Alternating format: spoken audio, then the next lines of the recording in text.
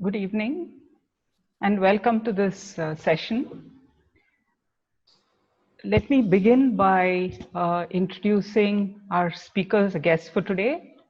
We have with us Sudhir Sethi, who is the founder and chairman of Chiratae Ventures.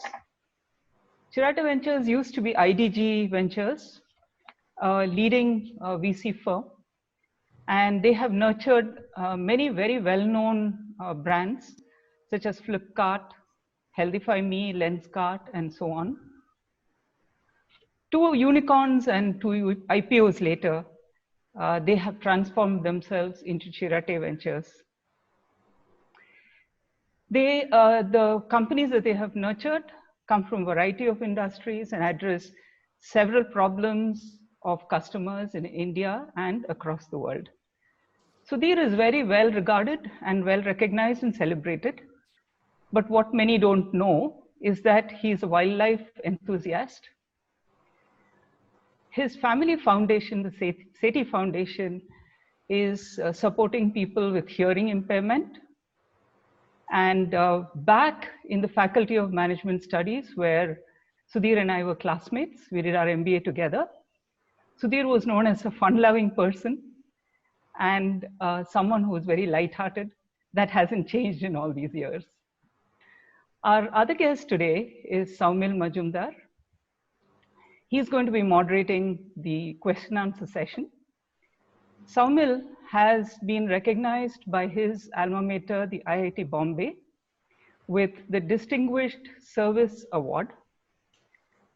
He was with Wipro, where he started his career with the global R&D. Then somewhere along the way, the entrepreneurship bug bit him, and he went on to do a tech startup, and then went on to his passion, which is sports. He set up Edu Sports, and they manage physical education programs in over 400 schools across India and some parts of the world. He is passionate about sports. Obviously, that's the reason he got into it. And he continues to do mountaineering, fitness, and also badminton and so on. So he continues to remain very active in sports as well. He believes that sports is not just about physical fitness, but is also about building other skills such as leadership skills. So thank you both for being here with us and so readily agreeing to participate in this webinar and be part of our webinar series here. My colleague is here, Mr. Anand Talwai, and he is going to be moderating the session together with Saumil. So I would like to start by just explaining how this session is going to run. We are not going to have a PowerPoint presentation. So I'm going to be asking Sudhir a few questions on behalf of all of us. The background to that is that we had the IIT Industry Conclave in February of this year. We had the directors of several of the IITs who participated and many eminent speakers from industry. There were several panels, industry panels, and across them certain themes emerged. Today we're going to pick up three themes out of those. We're going to pick up innovation, we're going to look at operational excellence, and we are also going to look at collaboration. These were three big themes that emerged at the time. And what we're going to do is ask questions of Sudhir, and he's going to tell us what he thinks startups should look at when it comes to each of these aspects. So that's really what we're going to be doing. Please do send in your questions. Please use the Q&A box and not the chat box, because we are not going to be monitoring the chat boxes for questions. The Q&A box is where we're going to be looking for questions. So we will intersperse the talk at times where relevant with questions that come off the Q&A box. So please keep sending your questions and you don't need to wait until the end. So we will do all of this, and then there is enough time that we're going to leave for audience questions. So with this, I would like to start Sudhir, maybe we could start with the first, which is really innovation and strategy. And can you put in perspective for us what the role of a VC is and why it is so important for us? Why is risk capital so important for the economy? What is the impact that startups have on a country's economy? Thank you, Sushila, Anand, Samil, for inviting me here, and the team which is supporting the IIT Alumni Center. It's really a pleasure. Many of our entrepreneurs, by the way, come from IITs, so that's it's great to be here. So I think it's very important to understand the relevance of venture industry, and because it's all risk capital. So what's the size of this industry? In the last 5-6 years, the total amount of capital which India in the private equity venture has absorbed is about 150 billion, exited about 86 billion. And if you look at the kind of company, and by the way, venture alone is approximately, if you just take venture alone here, it's approximately 10 to 12 billion, sorry, about 10% of this total amount overall. Now, first and foremost, what does risk capital do? Let me start with the fact that risk capital is very relevant. Risk capital funds businesses which otherwise would never be funded by traditional capital.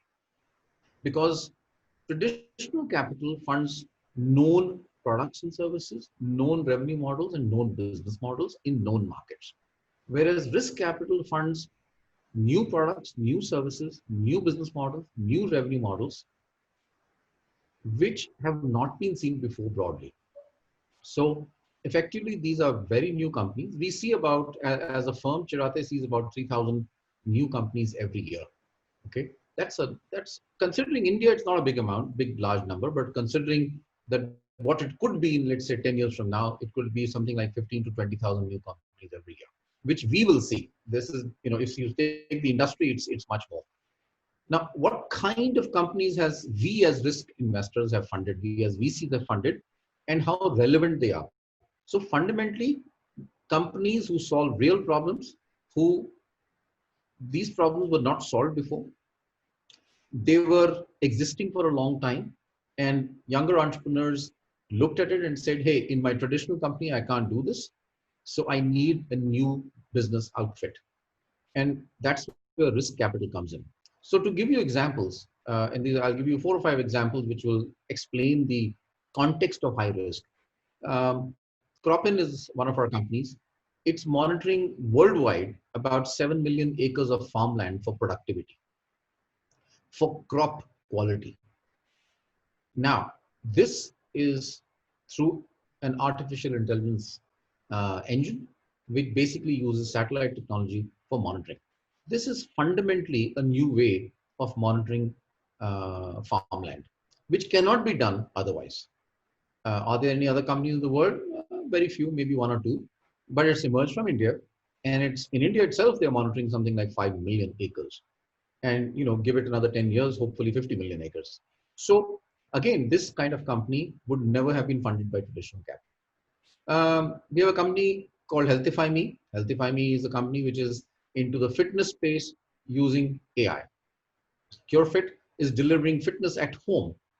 Aether, which is a company which is in the bionic space, intelligent upper limbs, okay, in a very complex market, but that kind of product at that price point does not exist in the world. It's by an entrepreneur who's 24 years old. Incidentally, risk capital recognizes that you do not need to have experience to start a company. You need to have an enormously powerful idea which can turn into a product and a service in due course of time, and that's where risk capital comes in. And a company called Emotics from IIT Bombay, which gives a product called Miko 2, companion robot for children. What the world's first robotic product which initiates a conversation, recognizes emotion with children, and the list goes on and on. So fundamentally, so there's a huge relevance, because these kind of companies will never get funded. otherwise. So this is innovation. Coming back to your point, Sushila, this is the innovation which gets funded by VCs at a very early stage overall. Now, the second part is, what value does a VC create? And I'll obviously, since I'm familiar with our own numbers, I will sort of quote that. But if you look at the just us, we today we funded about 90 companies. We have today active about 55 companies, and their total revenue in March was $1 billion. Market cap was $7 billion. Incidentally, that's 0.3% of GDP. That is the significant impact which only one medium-sized VC can have. If you take the whole industry, then we are talking about, anywhere between 2 to 3% of GDP, just the VC industry in market cap created. Now, compare this to the fact that if you look at the public markets, where technology companies which are 100% software, they have over 30 years created 7% of India's GDP. Whereas in the last 10 years, just technology companies have created somewhere close to 3% of India's GDP.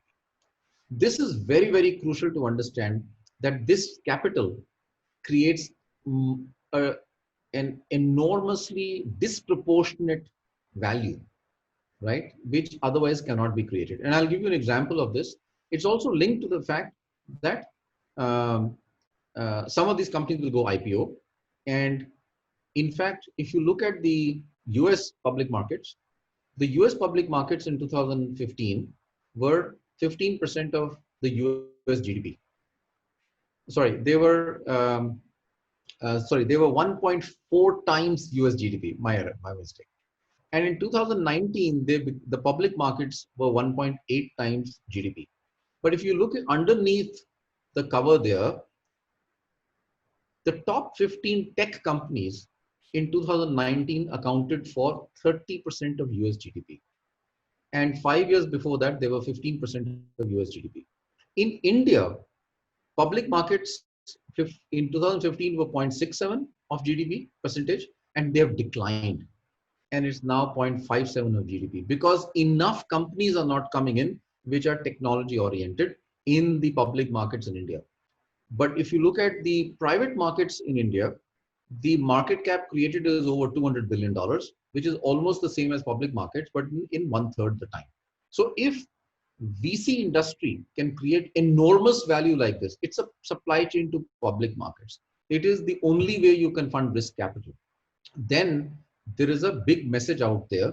In fact, the interesting part is that 98% of this capital comes from outside India. I would encourage Indian capital and government in policy terms to open up. India has enormous amount of capital. Family wealth is somewhere close to $2 trillion, right? If you look at the public funds, the private fund, the insurance companies, corporates. Corporate is a very good example. The top 10 IT companies in India gave dividends and buybacks in 10 years of $38 billion, by the way, right? Which fundamentally means the IT companies don't know what to do with the cash. So effectively, this cash has to be, and one of the reasons why, by the way, this cash does not come into alternative assets and risk assets is because there's an adverse tax regime. International capital gets more taxation benefits than Indian capital. So a long story, but it's very crucial to the ecosystem of producing brand new companies which never existed before. Thank you. So let's talk about the brand new companies. There are a lot of brilliant ideas out there. There are a lot of people who come up to the prototype stage. There is a lot of jugaad in innovation also taking place. There are incubators in the IITs. All of that is happening, and it's brilliant. But there are very few of them that seem to be coming to commercial success. What are the imperatives? What should a startup today keep in mind as they do their design or start looking at what they're going to offer? So I think, number one, the ecosystem evolves over a period of time. And fundamentally, it's very important to understand that if an entrepreneur has an idea, it's very important to pursue that. So I would always encourage youngsters to go and start a new company if they have an idea. Those days are gone when only a job will do, as such. And there are two ways of funding that idea. There are incubators in the country. There are grant mechanisms. BIRAC has government grants coming in for that sector. There are angel investors who do the needful. So fundamentally, if you look at the market space, there is at the startup level, there's actually quite a lot of capital available. Now, the entrepreneur may think it's a very good idea, but the investor may think it's not, or maybe it needs fine tuning. So at the early stage, it's very important for the entrepreneur to go and present the idea to 5 investors. The proof of the pudding in is, will it be funded? Okay. So I think that's the first thing which I would suggest, and gather as many people as you can around you who've got experience, who've got knowledge in that particular sector. Today, there is enormous amount of risk capital available at that stage of the market space. Is it enough? No, but there is still quite a lot. In fact, the number of companies which get funded at that level are quite high, and they're increasing day by day, because the capital requirement at that level is, anywhere between 30 lakhs to maybe 2 crores overall. And I think Somil is here. I don't know how much capital you started with, Somil, but it was probably in that range overall. So yes, it is very crucial to go and find out whether that idea, product or service will succeed. And by the way, do recognize that there are so many bright people in the world. You have to make sure that somebody else has not thought of it. The only way you can do that is talk about it. Okay, so don't keep it inside and say this is the best and I will not tell anybody. It's better to go and tell 100 people and find out if does somebody know of something like this exists outside. And COVID, by the way, is not a dangerous area for startups. In fact, some of the best companies in the world have come up during economic distress. Yeah. I remember when we chatted earlier, you were saying that this pandemic is not something to be afraid of. You see it as a huge amount of opportunity creator rather than as something that is going to pull everything down. So tell us a little bit more about that. Where, for example, in deep tech, what kind of opportunities are you seeing? So we have seen in aerospace, we have seen in robotics, we've seen in the whole area of biotech, we've seen in alternative modes of transport, we've seen in the artificial intelligence space, everything you can think of. I mean, we've seen innovations in business models, revenue models, product and services overall. But interestingly, the number of deep technology companies which are coming up is actually increased in the last, I would say, 3 months. We ran a deep tech program to identify companies in the market space about 3 months back. And in 15 days, we received about 250 companies applying for the program. And in 3 months, we have invested in 3 companies out of that. By the way, ratios are like that. And, many companies will see it, but fundamentally, we've invested in 3, and I'm sure many people would have got invested otherwise. So what do we see in our company? Was the second part of your question how companies have responded? No, what kind of applications or what kind of areas are there opportunities in? I think they would run into medical devices, they would run into fintech, they would run into the whole space of digital, they would run into online spaces, innovative ways of getting products in supply chain efficiencies, in distribution chain efficiencies, right? It's not just deep tech, it is the application of technology over a brick and mortar, or as Mr. Tata calls it, smoke and stack businesses, which need to be efficient in this market space. I mean, to give you an example, right? The large e-commerce companies could not deliver products for 45 to 60 days. It was the Kirana stores who did that. So one of our companies called Peelworks is a technology-enabled platform which enables FMCG products companies to deliver to Kirana stores.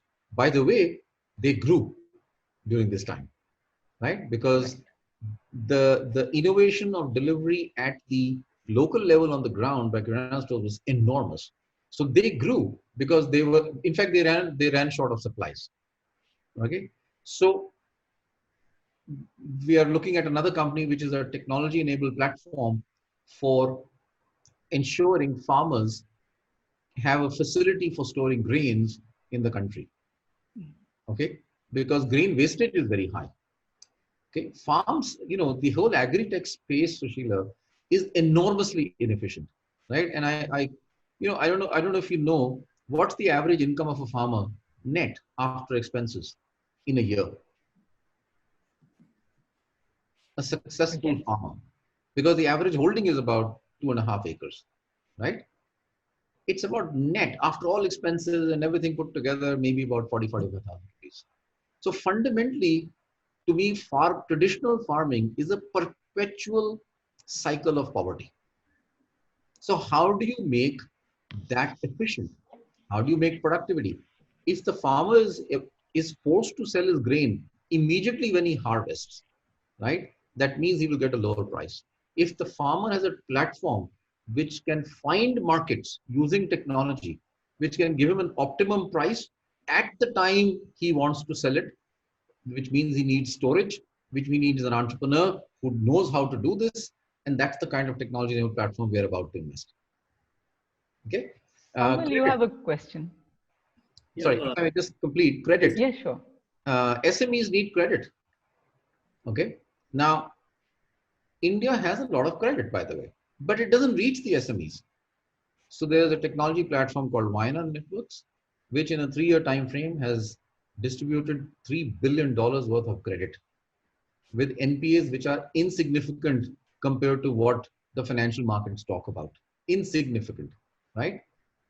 But what did they do? They have a technology platform by which creditors can come onto that, lenders can come onto that, and there is, thousands of SMEs who can say, using this technology, they can get money. By the way, you want to go to a bank and ask for loans? I doubt it. It still takes 3 to 4 months. Yes, Samuel. This is very fascinating. So first of all, always a pleasure listening to your anecdotes and the learnings you have. On the question that on the point that you raised about entrepreneurs looking at the pandemic as an opportunity, I think, across the board, there's enough data around how recession has created the best businesses and robust businesses for a variety of reasons. The question I have for you is, as an entrepreneur who's, let's say, at an idea stage, how should a person think about it? Should I think about the pandemic as a interim and design for post-pandemic, post-COVID, and in which case, what in your view, what is your outlook in terms of how the market has changed or is changing during and post? Well, based on that outlook, I, as an entrepreneur, need to design some product or services. So what's your sense on how that has changed or what is changing? I think the markets today are demand. The question is the company going to be dependent? So let's say an entrepreneur has an idea and a product or a service at various stages of its life cycle. I think the question which the entrepreneur has to think is the market going to be dependent on the product as an essential service, or is the company going to be dependent on the market? That is a very important question. The pandemic or any distress, this is my 4th down cycle which I've been through. And I've learned one thing. The market is very choosy, and you can grow companies which are essential to the market. The market cannot do without them. That to me is a given. If the market finds it can do without that product or service, right, then that company will not scale. So I think, does that answer your question? Yes, yes. And it can't be nice to have product, by the way. Yeah, it actually links to one of the questions that's come up in the Q&A box as well of differentiation among propositions. But I just want to, before I go into I want to get a sense of what do you think has changed at the market side from a consumer behavior, from a demand side, because as an entrepreneur, you're designing for a certain outlook of demand. What's your sense of what has changed there? So I think enormous amount of change. First, the consumer is now really thinking, where do I spend my money? Right? There is also the safety net. There is also the health factor. There is also the risk of COVID.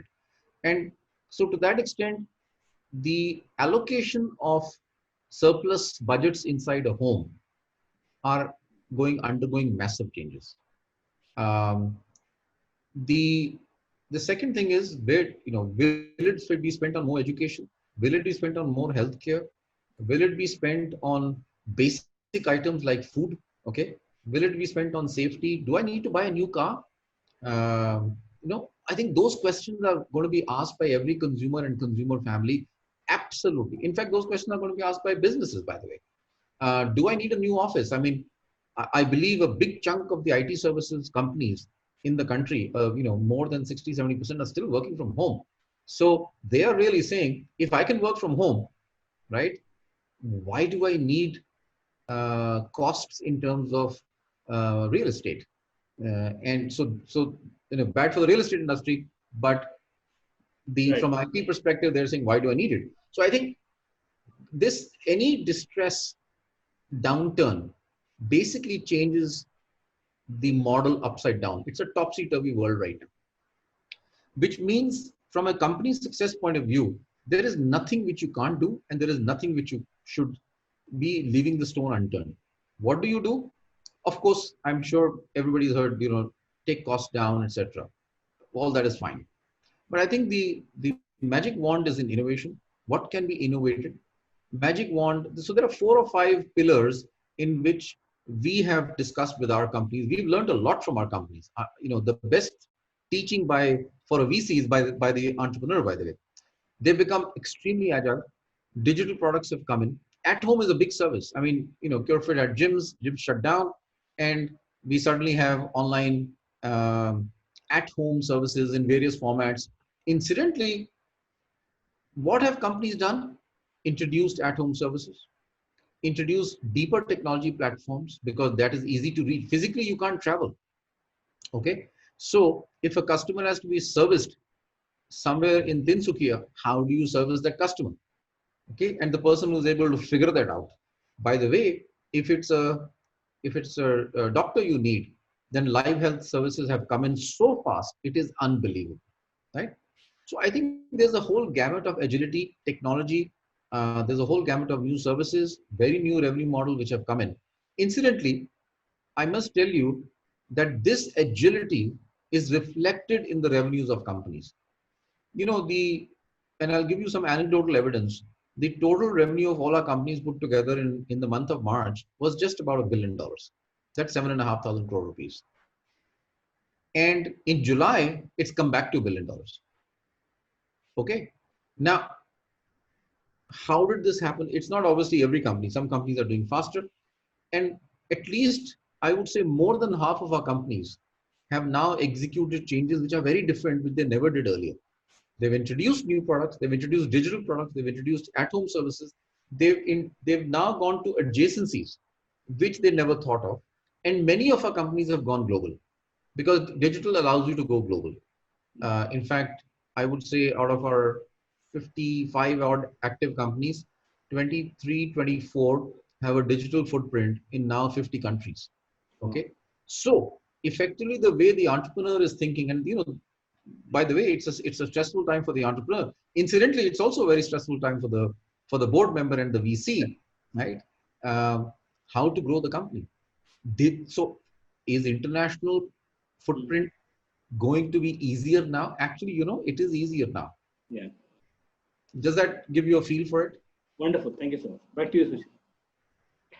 Thank you. And some of what you just talked about also talks to the fact that there is convergence of what used to be traditionally different industries, and many of these things are coming together, and we are seeing a whole new slew of services and opportunities.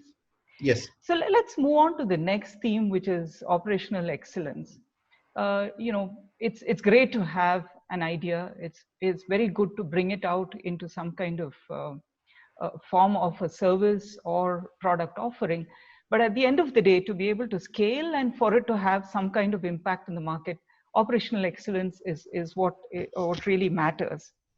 So, and again, you talked about the fact that there's technology in all of these new startups that you're seeing. So that's just one element. What are the other elements that a typical young company or a young startup should be looking at to be able to convert all of that into a solid offering that can then scale and make an impact in the market? So, Sushila, operation experiences excellence is the buzzword. Companies maybe need to, but operational excellence will take it to the stage where it's very difficult for competitors to do the needful.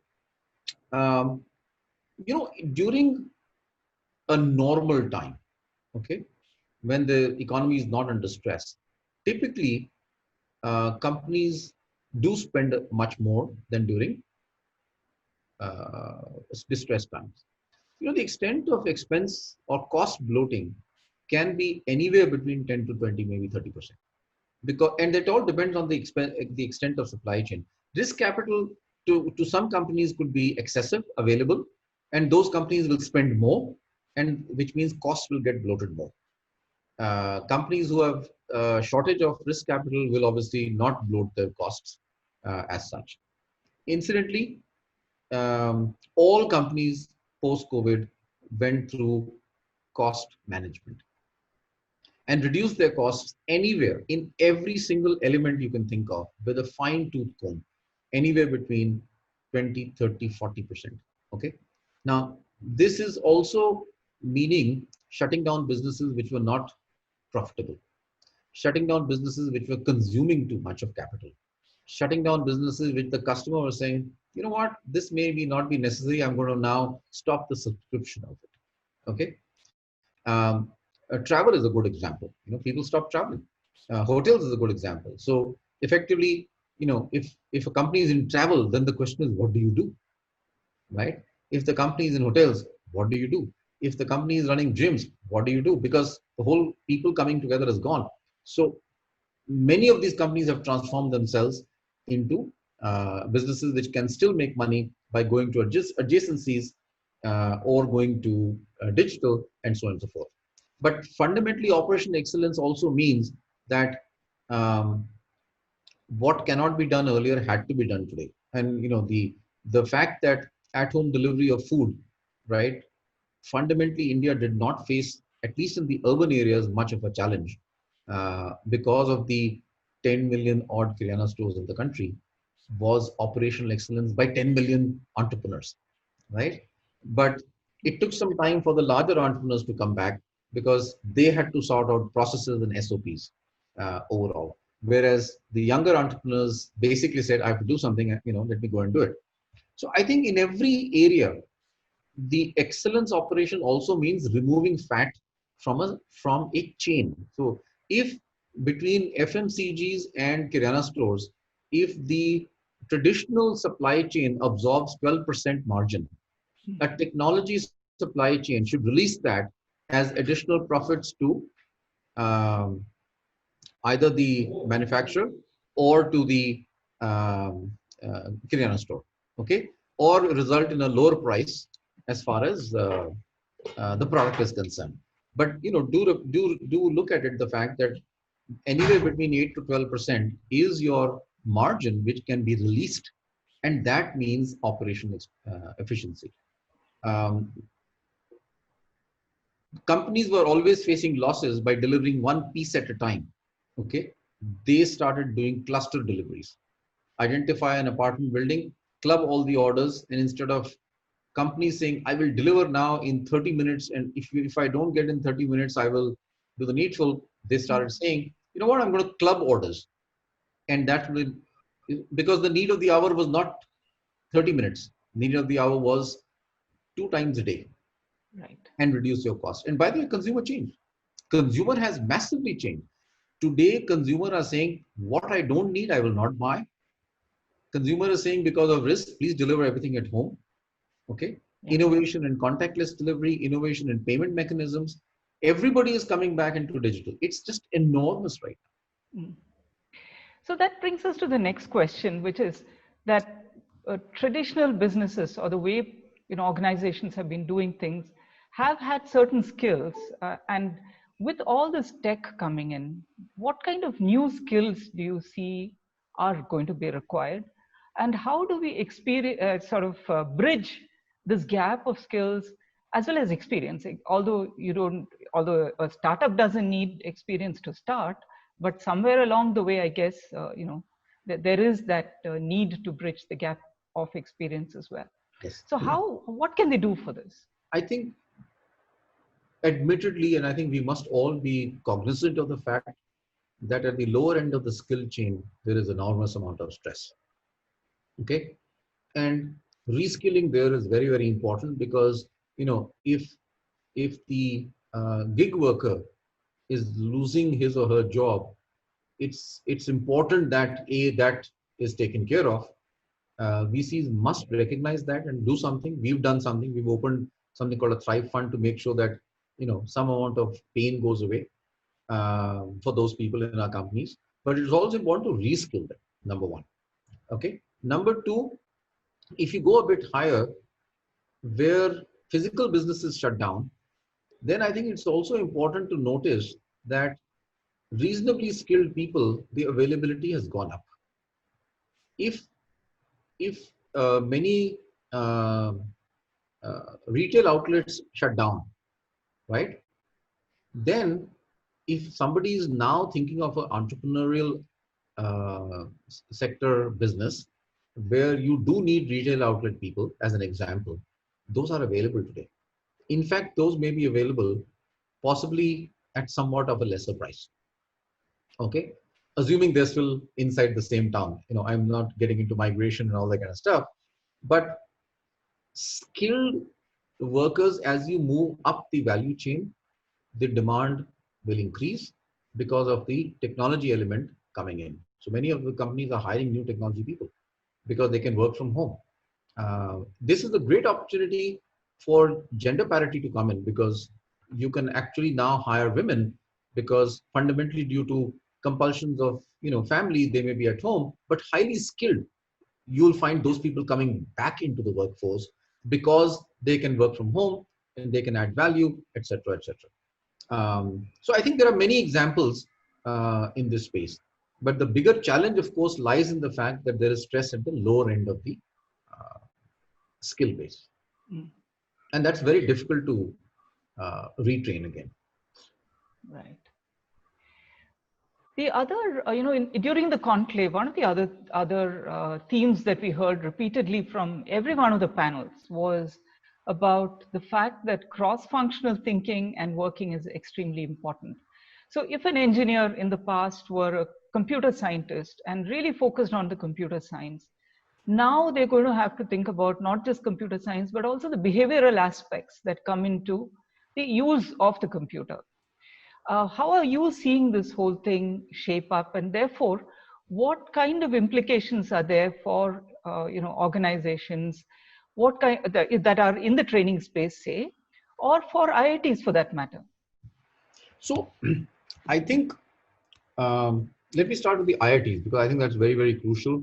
And when I say IITs, I mean all engineering colleges. I think this is a great time for IITs and all engineering colleges to now make sure that technology programs run, and in every field of whether civil engineering or whether it is the space of mechanical engineering, whether it is space of electronics, and cross-functional. I mean, the reason why Ather came up with the bionic arm, because it was cross-functional between physical human medical knowledge, okay, of amputated limbs, and the whole space of mechanical and electronic engineering.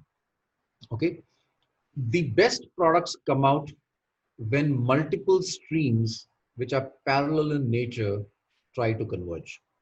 Okay, whether it is in AI, whether it is in technology for amputated limbs, whether it is in the space of solving distribution channels problems or supply chain problems, you need to think laterally. And I think it's very, very important that that be done in the market space. And I think engineering colleges, to my mind, entrepreneurial industry interaction with engineering colleges, okay, must shoot up right now. This is a great opportunity. The other thing is, I think for all this funding is required.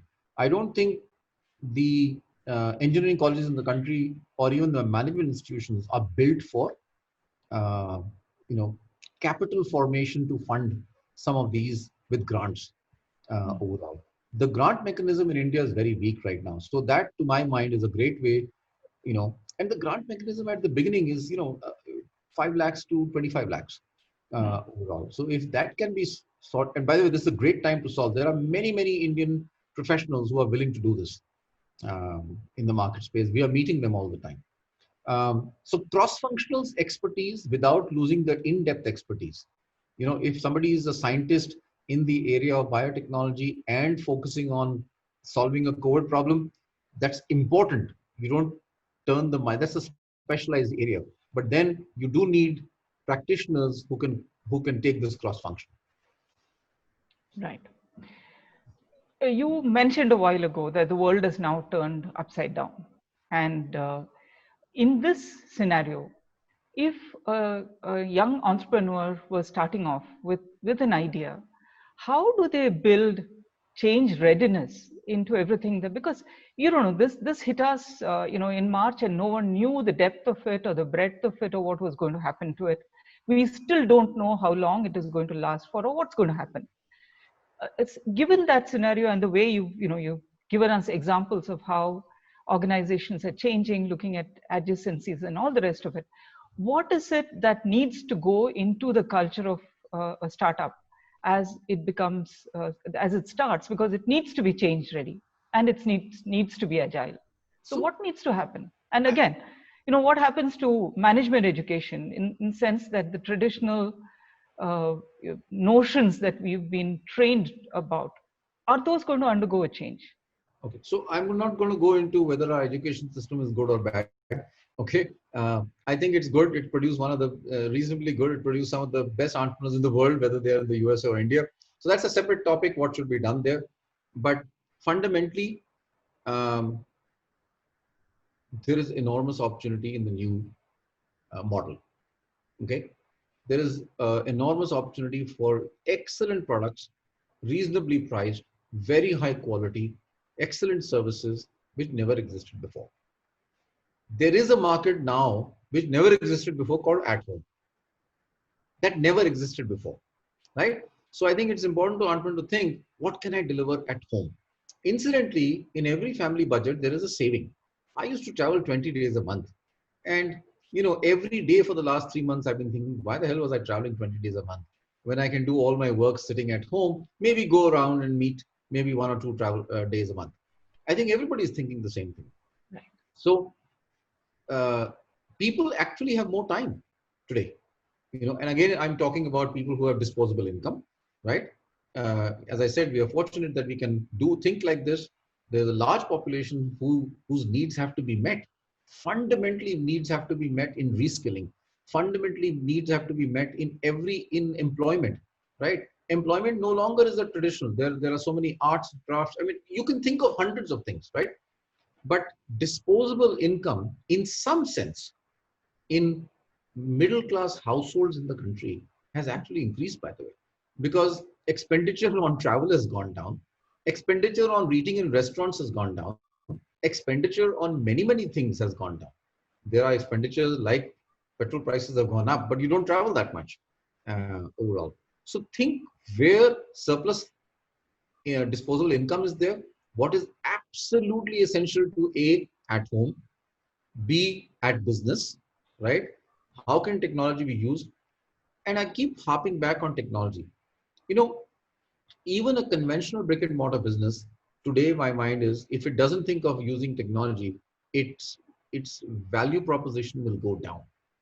Okay, Asian Paints is a very good example. Asian Paints brought in an antibacterial paint a few months back. I'm sure you would have seen the ads. That is use of technology. We are just about to fund a company in the space of producing color from applying stress to bacteria. Okay. Now, color is all chemicals. Color is all vegetation, harmful to the ecology. There are only 3 companies in the world who do this. One in USA, one in UK, one in France, and one in India. Okay.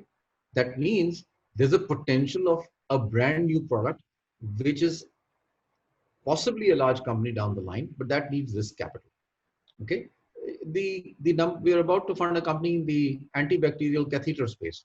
India consumes somewhere close to 3 crore catheters a year, right? And how are they made? Broadly, they're in the lower end of the price range of 150, 200 rupees. Latex comes in, is extruded into a pipe, and that's what a catheter looks like, broadly. Okay. Now, antibacterial, by the way, catheters are the biggest, um, catheters or hospitals are the biggest source of infections, especially ICUs. Catheters are the source of infections. So an antibacterial catheter is possibly a large market, right? So I think there is enormous amount of new thought which is already in the system, and it is going to shoot up right now because the demand for new products is shooting up right now. Yeah. And what about how does a startup think about building this agility into its DNA as it grows? Look, to my mind, the startup definition, by definition, is a young entrepreneur, right? It is already agile. The fact that we are seeing entrepreneurs between 24 to 27, 28 years of age, right? It means that the part of agility, innovation is already running in that person's mind. I don't think anything extra has to be done. Young at heart, no, Sudhir? Sorry? Young at heart, right? Of course, right. But fundamentally, I'm saying the age group, which is now, see, there is in innovation, to some extent, the age group matters because there is no legacy. It doesn't mean that people who are older can't do this, because there are sciences which need research for 10, 15 years. I mean, that's a separate issue, right? But the legacy part holds people back. Why is it that a software service company does not produce products? Okay. It's very, very crucial that a software service company does not produce, it hasn't produced one for 20 years. Why is it that the same person from a software service company comes out and then builds a product company? Because there is no legacy. Right. Excellent. Thank you. Saumil, maybe you want to take over. There are some audience questions. Maybe you could do a few. Yeah, sure, I will. I have a whole set of questions of my own, but I'll probably request Sudhir for a coffee separately. I was going through the list of questions. This is very fascinating so far, Sudhir. I was going through the questions that are there in the Q&A box, and I've seen broadly two categories of questions, Sudhir. One category is around sectors and investment areas, and other category is around journeys. Okay. So let me just take the sector part, which might be, I guess, shorter, I would think. One immediate question was, you referred to a portfolio company, which is a farmland satellite imagery company. Somebody asked the question, name of that. What's the name of the company? Kroppen. Okay, great, thanks. So that was one. Other was space and nuclear tech as an area, especially given increased expected focus on localization. What's your view on that? I think space is extremely important. And when I say space, I mean avionics, anything to do with anything which can fly. Okay. Whether it is at heights of 1 meter, 1 kilometer, 1,000 kilometers, or somewhere close to the moon. The rub-off effect of those is enormous. Okay. And I do believe regulations need to change there. I'll give you a very good example. India is producing in entrepreneurs, and we've seen so many of them, some of the best drones in the world. But a drone is allowed to fly across kilometers in uninhabited or rural areas. But in a city, it is not. If plasma has to be delivered from one hospital to the other, and nowadays traffic is not there, but if due to traffic, the plasma delivery would take 3 hours, okay, whereas a drone will take 20 minutes. Why is a drone not allowed to fly in a city? I understand that the fear could be it falls off the cliff, but drones are safe. It's proven technology. And by the way, there are many regulations which can come and say, hey, you need to have proven drones. But today, there are regulations which need to change rapidly. And I think India has changed a few regulations, not many, where it allows space. India should be allowing entrepreneurs to build satellites. India should be allowing entrepreneurs to fly from India. Okay, India should be allowing small rockets to be flown from India by entrepreneurs. That is not there right now. Okay, that stranglehold must go away. Therefore, I'm assuming the question is from somebody who is a potential entrepreneur looking at the space.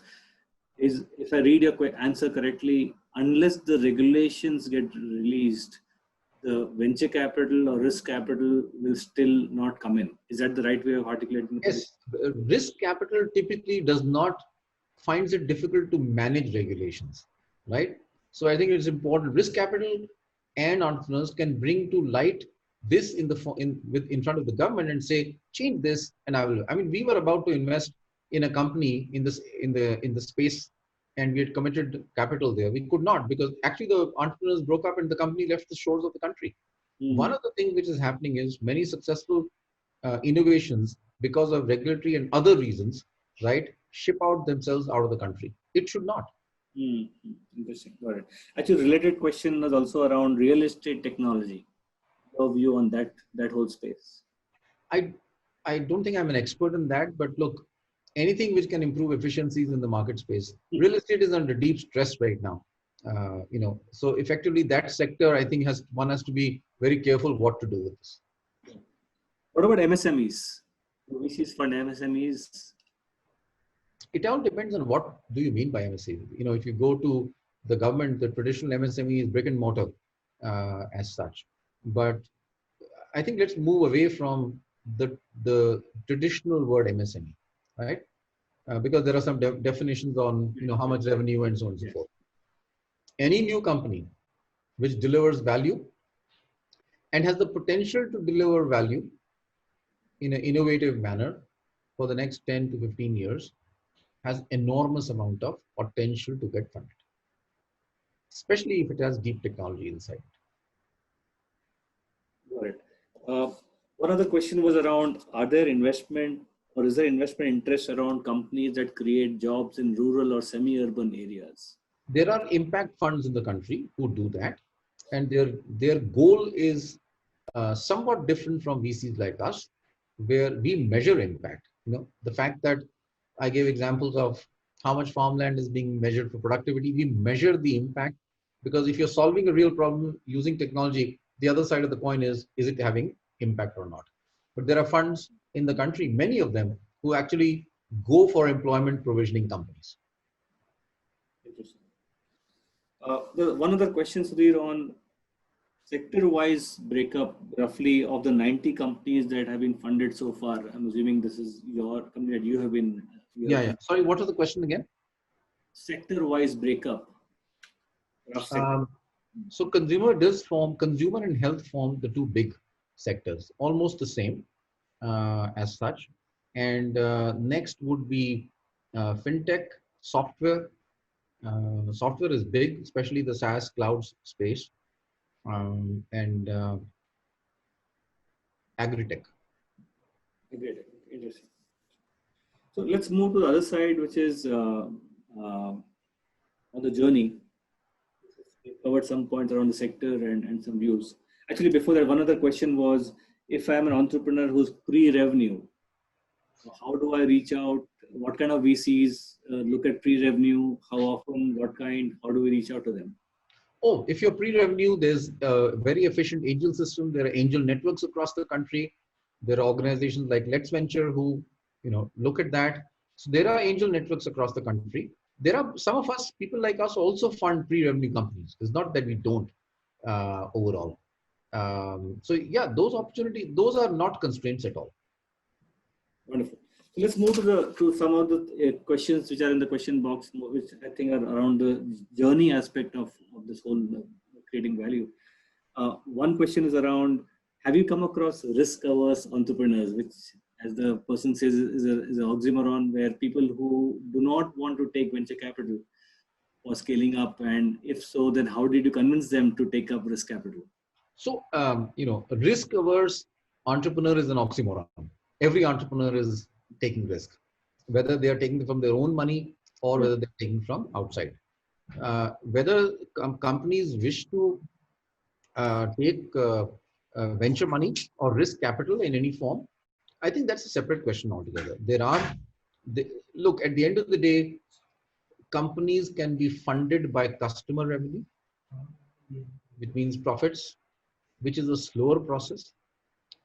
Alternately, companies can be funded by external equity capital, and then over a period of time get replaced by customer capital. Okay. If it is funded by equity capital, the pace of growth will be much faster, has to be much faster. And next is third-party people coming on the board, the decision making jointly. Okay, it's at the end of the day, it's a third-party person coming on the board. Many entrepreneurs may not like that, which is fine. Then they don't get risk capital to come in. Once risk capital come in, there's also the exit issue. Many entrepreneurs do come back and say, I don't want to potentially sell my company. I want to take it public, but it may not be possible. So I think when VCs come in, there is this element that VCs have to exit, and entrepreneurs need to think about that. So I think our dialogue with entrepreneurs is very simple. It's an open dialogue in terms of whether that should be there or whether that funding can take place. I think in the technology space, right? Because those entrepreneurs don't actually have a legacy. They don't have parents running companies. They're all engineering, science, commerce, a lot of people who have got a different background, and they're all first-time entrepreneurs. There's no legacy. And they've also seen worldwide, whether in the Bay Area or other parts of the world, that companies grow with risk capital. I don't think that's an issue at all running in their mind. Those kind of questions do come up in traditional legacy companies. Thanks. Let's look at the third aspect that we wanted to explore today, which is collaboration. Yeah. So, we've had now, when we look at collaboration between industry and academia, we've seen collaboration between older companies and newer companies, collaboration between businesses. And as startups and the time to market reduces, you're obviously going to see more and specialization in specific organizations. Obviously, the need for collaboration and collaborative working is going to increase a lot more than it was in the past. And when you factor in the complexities of agility and the need to change depending on market forces, how do you see all of this padding, and what would your advice to startups be? Collaboration is the name of the game. Collaboration in startups is actually much more, for the simple reason that it's always good to have two brains doing the same thing and trying to succeed. Today, collaboration's possibilities have shot up. I'll give you an example. There are many startups in the early days, or maybe large startups, whose supply chain dependency on China is very, very high. Okay. Now, to move away from supply chain dependency on China requires collaboration. And it also requires, if let's say a manufacturing unit in robotics has to move to India, there may not be that kind of complex robotic manufacturing units here, but there may be startups who are doing this, who never thought of saying, hey, let me do it for another company. I will just do it for my own product. So I think collaboration is shooting up right now because it's a survival issue in supply chain, in the whole area of product discovery, in the whole area of marketing, in the whole space of product development, in the whole, and in fundamentally bouncing off ideas. Okay, and I'll give you a very interesting example which we saw. And by the way, collaboration is also increased amongst VCs. Okay, it's actually, I would say, in the last 3 months is more than what it used to be. It used to be pretty high, but it's gone higher.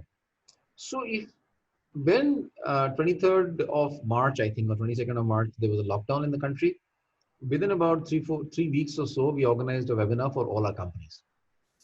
And there was a lot of interchange happening in terms of ideation, how they are dealing with it. But there were two classes of entrepreneurs there. One class of entrepreneur was serial entrepreneur, who were basically into their second and third stint, or they had already built a company to a massive scale. Then there was the other entrepreneurs who were just starting up. But there was a third category of entrepreneurs who did not believe that this pandemic will last long. So we saw enormous amount of, there was a set of entrepreneurs who had already started taking action within the first 7 days. And in 3 weeks, there was a set of entrepreneurs who had not taken action, though a much smaller number, right? We could see their level rising now. Suddenly, collaboration started. Suddenly, supply chain talking to each other for business started, right? Today, many of our active 51, 55 companies are buying and selling from each other. Okay, we have a company called Bizongo in the packaging space. It's the largest multi-category packager, which is technology enabled in the country. Okay, it's a platform. They've delivered over 400 million pieces of packaging to the industry so far. Okay, and they were supplying to CureFit as an example. So fundamentally, they are now experts, but suddenly they are now talking to many of our other companies, and that is shot up in terms of uh, collaboration. So it's a survival instinct. Collaboration has to shoot up in these times. Right. One other thing, you mentioned China, and recently we've had a number of Chinese apps being banned here. And obviously, there is an opportunity somewhere with all of that. Do you see it that way, or Look, is it? Whatever the reason the government had, I believe at least these 59 apps should have been banned a long time ago. Okay, I think it's created a space for Indian entrepreneurs to bring out the Me Too apps with some modifications, which should have been done a long time ago. Do understand China has been practicing no international apps coming to China for a long time, which is why many of these things could grow and become world leaders. Okay, and to that extent, again, I'm not getting into the politics of it. I'm fundamentally saying it's created enormous space for entrepreneurs to bring out innovations where consumers are within their country and then go global. There is no question about it. Okay, and we are seeing that deal flow already. So you're saying that when there is a shortage, in a sense, of supply, you will see entrepreneurs flocking and making a beeline to make sure that all of those needs are met. And now we are used to certain kinds of apps and all of that, and so it makes a lot of sense. So that brings me to the other big question that we have, which is, we at some point of time, Sudhir, when we talked, you were talking about development challenges that India faces and how startups can actually meet a lot of those challenges and how they can address many of them. And Saumil, you are obviously doing some of that work too. So what are your thoughts around that? No, I think there is innovation happening in the startup arena. Okay. And that coupled with government deregulation is a very powerful and potent combination. Okay. We've seen it in the medical devices field. We've seen it in PPE ventilator manufacturers. Okay. That was the need of the hour. We've seen a lot of entrepreneurs now starting to take advantage of this regulation, which was there in the farm sector, which said that farmers can sell only in their own sector, in their own state, right? It is ridiculous. So fundamentally, there are so many in the space. There's some announcement, but I think there's no teeth to it overall. Okay, in the defense area, okay, really, I'm hoping at some point of time we see 400 to 500 LCS flying. Okay, this would give enormous amount of boost to the defense supply chain industry, which India has the capability. There are, in just the aerospace industry, Bangalore has over 100 startups right now overall, and they need to scale. Okay, so this is the time to unleash that power, because entrepreneurs are already there and more are coming in. The regulatory layer we have to treat the regulatory layer as a 1991 crisis and remove that. It can't be in bits and pieces. Otherwise, we would have lost this opportunity. The other aspect of this whole, India and looking at problems for India is, given India's diversity, given the complexity, we've often heard this, and in fact, Nandan told us about how if we were to solve a problem, a really large problem for India, we're probably solving it for the whole world, because, yeah. So what are some opportunities, specific opportunities that you see where startups can play? Health. Health is a very large opportunity. Okay. The fact is there are not enough audiometrists in the country. The fact is there are not enough ophthalmologists in the country. Fundamentally, not enough GPs. Please understand, in the month of early April, we found out from one of our companies, Health Picks, 67% of doctors were sitting at home not practicing, right? I mean, the number of doctors is not very high. So we have to be innovative in terms of making sure that in the area of health, in the area of finance, in the area of anything. I mean, look, the world is wide. I'm not getting into sectors, right? If a large problem in agriculture is sorted out in India, it's available to the world. Cropin is today managing territories in farms across developed world, forget Africa. Okay. So because that technology is relevant, in that area. So anything which has a large impact as far as India is concerned in solving a challenge in any sector, in any field, it is valid for the world, because India has one particular peculiarity, that it is a frugal country. It produces a solution at a cost-effective rate, and that, when Indians go outside the country, by the way, increases the margin for the company. When an international company comes into India, it decreases the margin. Okay, it's important that that be recognized. Today, Lenskart is a dominant market share in the country. Okay, an international company coming into India will face Lenskart. Okay, very difficult for an international company to be at that level of cost. I'm not talking pricing, by the way. First Try, it's a dominant country in the market. Policy Bazaar, dominant in the market. If you look at CureFit, dominant in the market. These kind of companies, if you look at even Emotix or PlayShifu, or I can give you a list of Cropin. These are reasonably large, dominant companies. Them going to the outside world means increase in profit. And I think entrepreneurs must understand that. Right. So I think we'll take now audience questions. We just have less than about 20 minutes to go. So thanks very much, Sudhir. We've talked through a number of issues around innovation, around the need for collaboration, and there is no other way to be. That last bit was very inspirational for all of us. I think, in terms of saying that the opportunity is large, and something that we do here can be extremely relevant in today's technology-enabled world, can be absolutely relevant for anywhere in the world. And therefore, thinking on global lines is going to be extremely important. So thank you for that. And Saumil, over to you. May I just mention one thing? I just saw a question in the in the chat session. I think it's very important to think that the hub of activities in India will no longer be the urban centers. The hub of activities can be the 100-odd cities or towns in the country. Distributed organizations will be the name of the game. It is not necessary to have one central office, okay, where people will converge every day in the morning and go back in the evening. It's okay.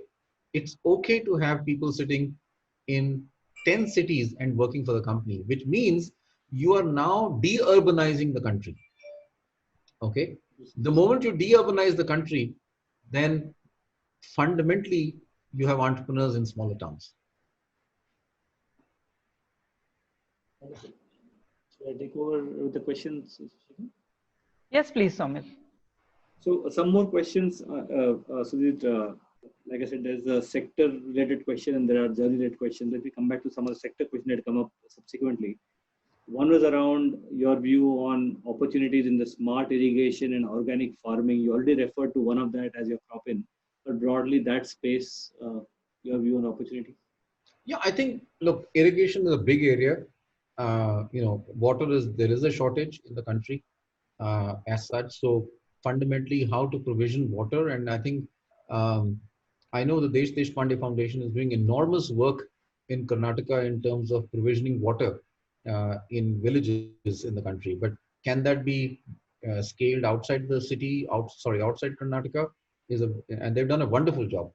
Technology enablement of irrigation services is absolutely critical. There is no question about it overall. So in farm, there is so much. I mean, right from warehousing management to supply chain to distribution chain, from farm to consumer, farm to retailer. I think the world is completely open as far as the agri sector is concerned, right from you know the products not being sold. You know, a tomato can be sold as ketchup and not just as tomato, will have enormous value to the farmer and enormous value to the company who does it. I mean, that is a simple example, of course. There's one question which I think you addressed earlier, which is around drone services, and you had answered that once the regulation part is covered, businesses around drones would be of interest. Oh yeah, I think India is falling behind. The regulations around drones must be changed.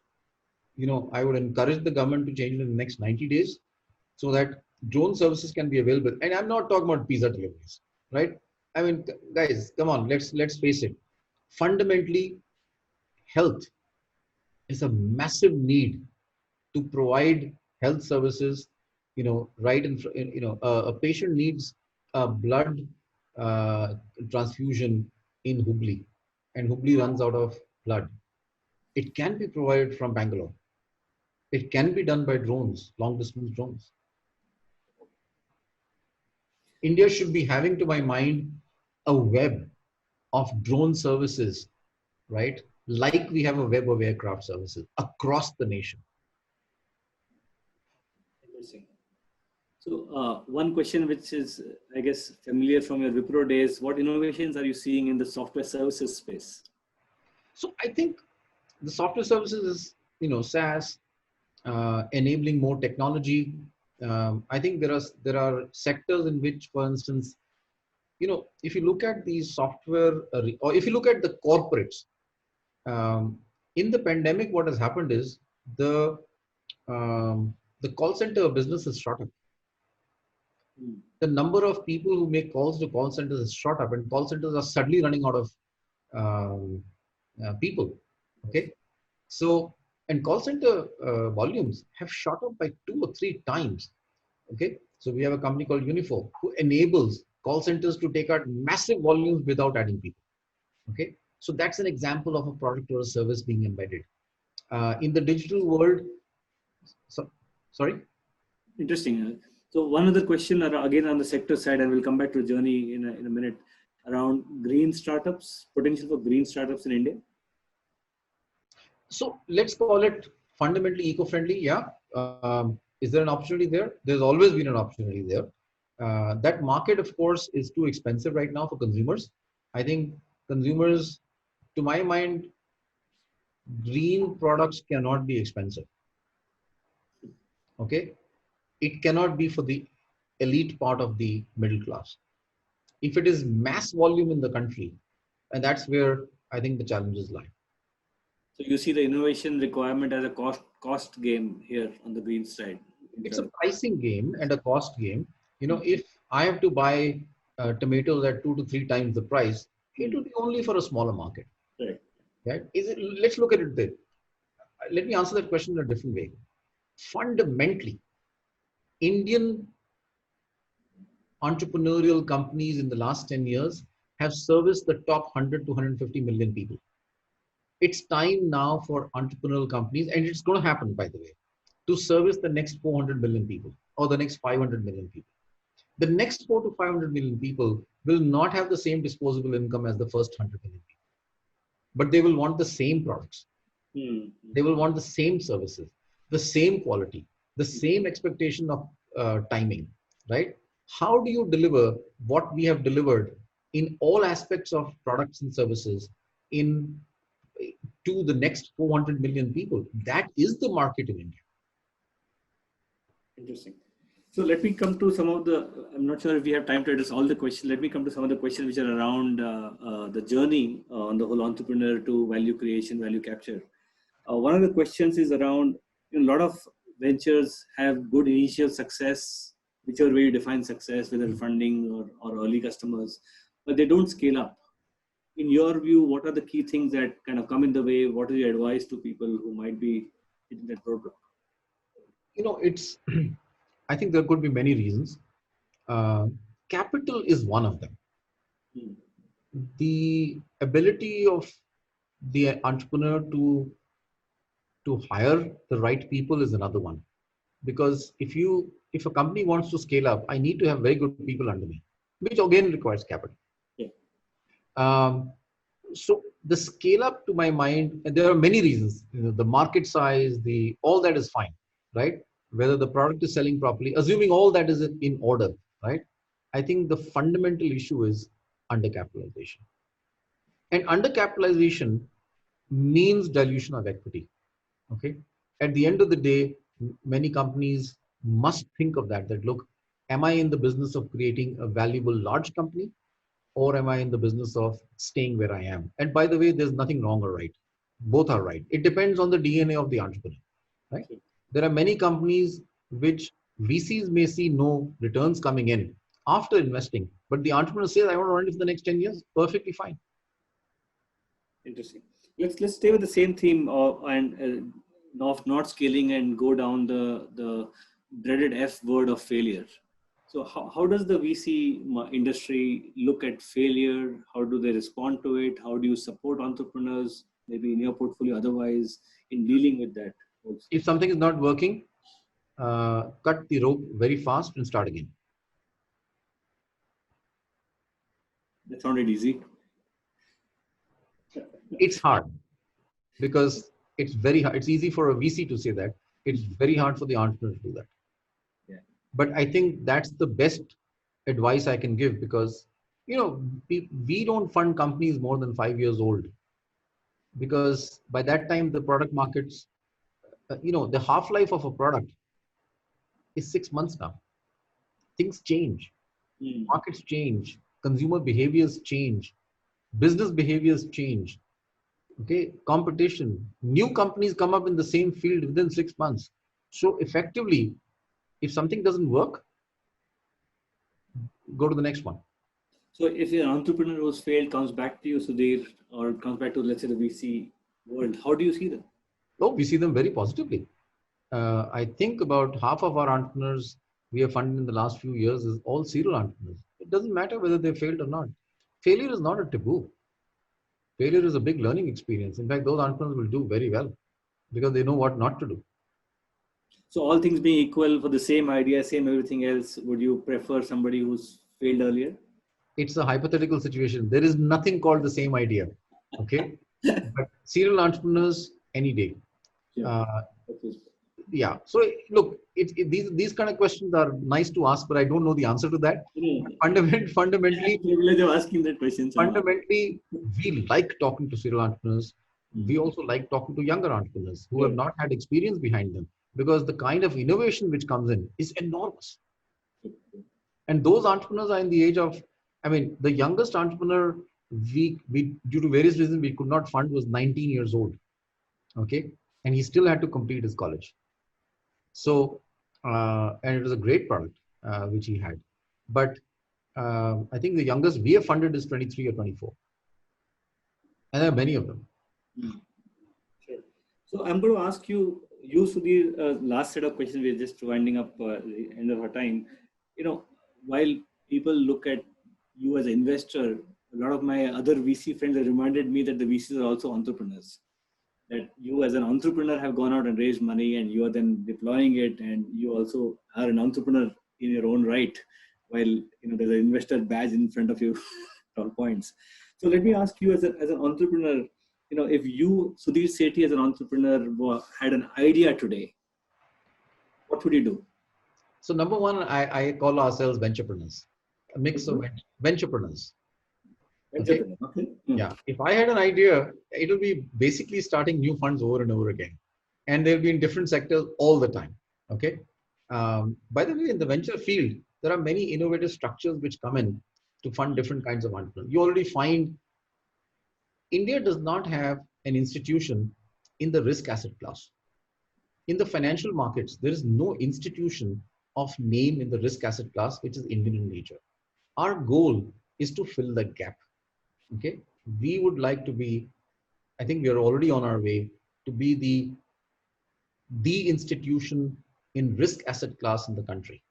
And that is something which makes us proud. To contribute cumulatively 1% of GDP value creation and 0.3% of GDP, trust me, it's a big motivator for all of us in the team. Sure. Okay. So, last question, and this is about the name of your venture. So people want to know the story behind the name of a venture. Please, all yours, Sudhir. Okay. So the name of the venture is Chiratae. Chiratae is a Kannada word. It means the leopard. Due to various reasons, we had to change our name in 2.5 years back. And so we said, okay, how do we change our name? 3 or 4 of us in the firm are wildlife photographers. Me and my wife are wildlife photographers and amateur, of course. So before any question comes into which camera I'm using and what's the setting, no. Okay. And at the end of the day, if you look at the series of funds which we have named them Pandara, Panthera, and this was Chiratae. It also gelled well because we believe VCs should be risk takers. We believe in our firm being at the top of the ecosystem, nurturing the ecosystem as a leader. And to that extent, that's what the Wildcat is all about. So that's how we named it Chiratae. I've been told I have chance for one last question, so let me push that in.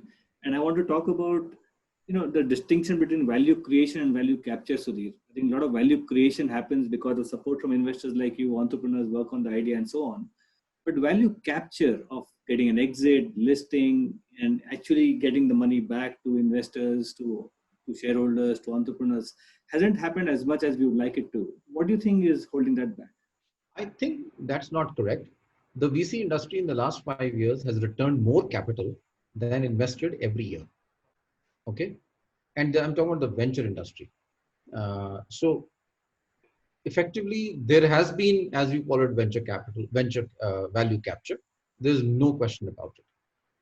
Today, India is returning capital year by year. Okay. So let me reword that phrase, question maybe.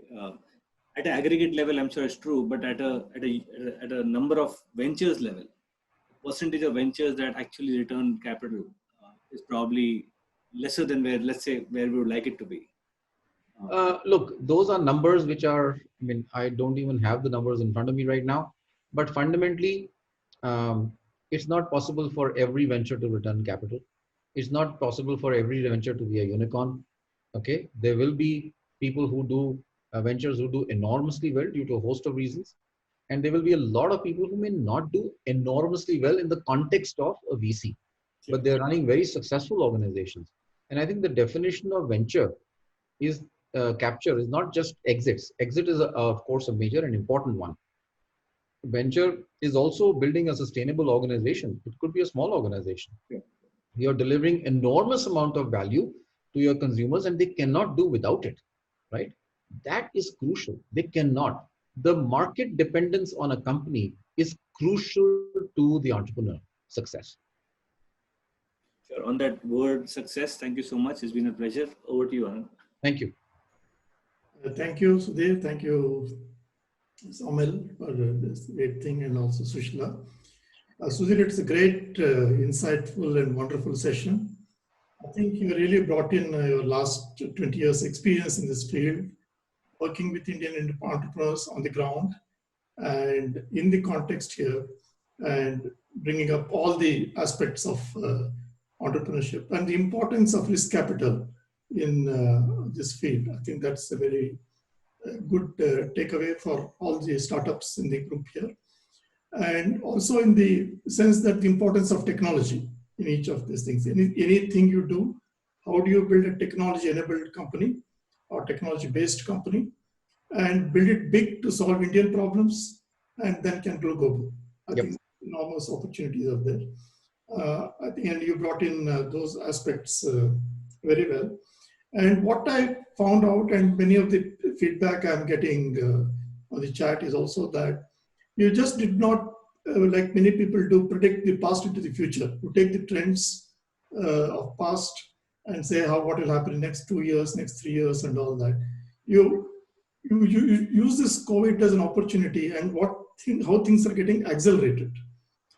What could have happened in 5 years may happen now in 6 months, 1 year kind of a thing. How a lot of trends are getting accelerated, coming together kind of stuff and all that. I think you're giving importance to that, creating that future, visualizing that future in all sectors and characteristics are the same, whatever is the sector, in terms of entrepreneurship and all that. And bringing that to present moment and how to use this crisis to reach that future faster and go in a step-by-step approach. I think you brought that very well. I think there's also a lot of opportunities for the young entrepreneurs to go global. I think if you look at journeys in entrepreneurship for many of the entrepreneurs, so all earlier experienced people working in industry coming out and starting companies and all that. Then it started with people like Saumil and all that. Now they're already, I can put them in the older entrepreneur bracket now.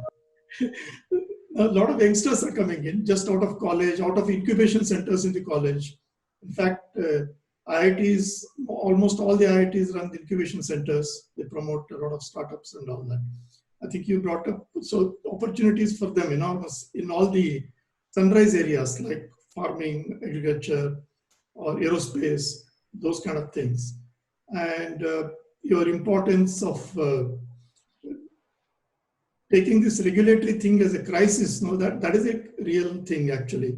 You take out the, not bits and pieces, one shot, take out all these impediments and then allow entrepreneurs to grow. I think that will help a lot. And again, you can use this opportunity to see how it can be done. I think from our IITACB side, we'll try to go to government and give the importance of this much more stronger than what we are doing now. I think that is a very important this thing. And also your this thing is that on getting the Indian capital into the system, because although earlier generation, a lot of VCs raised foreign funds and some money went back to other countries. But now there is a lot of capital available in India in terms of family trusts and dividend payouts and all that kind of stuff, and bringing that in. So really you are, I think you're talking about big Indian tech-based companies going global using Indian capital. No, absolutely. And if I can just add on two more things. Yeah. I think the birth of entrepreneurship, is going to grow exponentially in the country. Mm-hmm. If I may take the liberty of suggesting, anybody who's in college, please do your internships in entrepreneurial companies and not large companies. Okay? Right. Go to small companies, do your internship. It's a great way of a non-structured entrepreneurship is what they don't teach you in college. Okay? Number one. And number two is, I think India's opportunity is shot up because capital flows into China are reducing. Okay? Due to a host of reasons, which all of us are familiar with, which fundamentally means that capital flows into India logically should increase because it's the second largest contiguous market for entrepreneurs in the world after US. So effectively, being a democracy, being transparent, very high forms of governance in the country, and already a proven track record in venture industry that enables an entrepreneur to actually look at something which they can build, because a lot of capital flow into China should come to India, but obviously to deserving businesses. Okay. So I think that is a good point. And your observation on operational excellence, particularly both on efficiency front and effectiveness front, and how that is, it was getting people who were doing some things, but again, everything was done in delta, what you call incremental way, Now everything is to be done in a much more disruptive way. I think that part has come out very well. And also on the collaboration part, how even startups can play a big thing in the value chain. There you can add value, and in the value chain, they can play a big role. I think that point has come out very well. So thanks a lot. It's a very wonderful session and very insightful. And I think a lot of takeaways are there for all the people around. Thank you, Anand, Sushila, and Saumil for inviting me here. It's been a pleasure. Thank you again.